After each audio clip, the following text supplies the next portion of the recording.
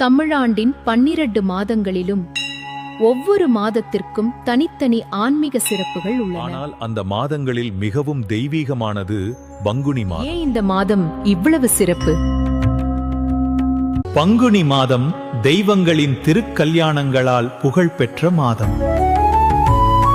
பார்வதி தேவி பரமேஸ்வரர் உலகிற்கு சக்தியும் அருளும் வழங்கும் தெய்வ தம்பதிகள். தேவலோகத்தின் மகளான தெய்வானையை முருகன் திருமணம் செய்து கொண்டார். சீதாதேவி ஸ்ரீராமபிரான். தர்மத்தின் அடையாளமான இந்த தெய்வ திருமணம்.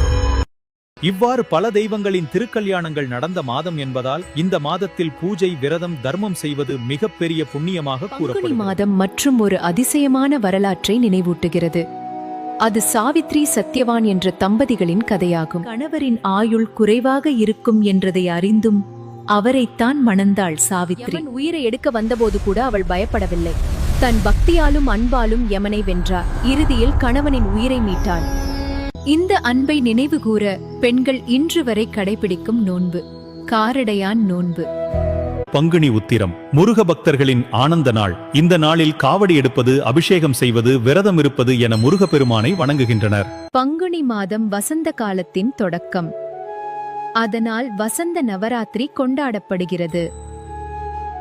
வசந்த நவராத்திரி பொதுவாக பங்குனி அமாவாசைக்கு அடுத்த வரும் வளர்ப்பிறை பிரதமை முதல் நவமி வரை கொண்டாடப்படுகிறது.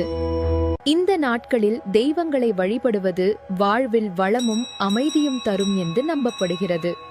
இந்த மாதத்தில் வரும் 2 முக்கிய ஏகாதசி விரதங்கள். ஆமலக்கி ஏகாதசி. இந்த நாளில் திருமாலை வழிபட்டு விரதம் இருந்தால் கோதானம் செய்த புண்ணியம் கிடைக்கும் என்று புராணங்கள் கூறுகின்றன. அடுத்து விஜய ஏகாதசி. விஜயம் என்றால் வெற்றி என்று பொருள். இந்த நாளில் விரதம் இருந்தால் வாழ்க்கையில் வெற்றி கிடைக்கும் என்று நம்பப்படுகிறது. புராண கதைகளின்படி ஸ்ரீராமபிரான் ராவணனை வென்று சீதாதேவியை மீட்டதும் இந்த விஜய ஏகாதசி விரதத்தின் பலனாகவே ஏற்பட்டதாக கூறப்படுகிறது. இது மட்டுமின்றி பங்குனி மாதம் முழுவதும் கோவில்கள் திருவிழாக்களால் நிறைந்திருக்கும். பங்குனி தெய்வீக மாதம். இந்த மாதத்தில் ஒரு நல்ல செயல் செய்தாலும் வாழ்க்கையில் வளம், அமைதி பெருகும். இந்த பங்குனி மாதம் போலவே உங்கள் வாழ்க்கையிலும் ஆனந்த வசந்தம் மலரட்டும். ஓம் நம சிவாயம். முருகா சரணம்.